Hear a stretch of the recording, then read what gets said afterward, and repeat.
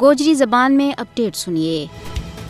دنیا میں جمہوریت نہ اس واسطے پسند کیو جائے کیونکہ جمہوری حکومت عوام کے ذریعے عوام واسطے بنائی جائے جڑی انہاں نہ جان مال مذہب عزت اور آبرو کو تحفظ فراہم کرے۔ بھارت بھی دنیا کی سب تو بڑی جمہوریت ہونے کو دعویٰ کرے، لیکن زمینی صورتحال بھارت کا اس جھوٹا دعویٰ کو منہ چڑھا رہی ہے۔ بھارت جمہوریت کا پھلا میں ایک آمریت ہے جس نے نہ صرف بھارتی عوام بلکہ ایک متنازع خطہ جموں کشمیر میں اپنی نام نہاد جمہوریت کو جنازو کر دیتو ہے۔ یہی وجہ ہے کہ کشمیری عوام ہر واری بھارت کا نام نہاد یوم جمہوریہ نہ یوم سیاہ کا طور پر منا کر پوری دنیا پر واضح کریں کہ بھارت جمہوری نہیں بلکہ ایک آمر ظالم اور غاصب ملک ہے جس نے کشمیری عوام کی آزادی غصب کر رکھی ہے۔ کشمیر پر بھارت کو وحشیانہ قبضہ اس کا جمہوریہ ہونے کا دعویٰ کی نفی کرے۔ ہندوستانی یوم جمہوریہ میں لوکاں واسطے مسائب ہی مسائب ہیں۔ بھارتی یوم جمہوریہ کشمیری عوام واسطے ایک سوگ اور ماتم کو تیڑو ہے۔ کشمیری حریت پسند عوام اپنا وطن پر بھارت کا غیر قانونی قبضہ کے خلاف 26 جنوری نہ یوم سیاہ کا طور پر مناویں۔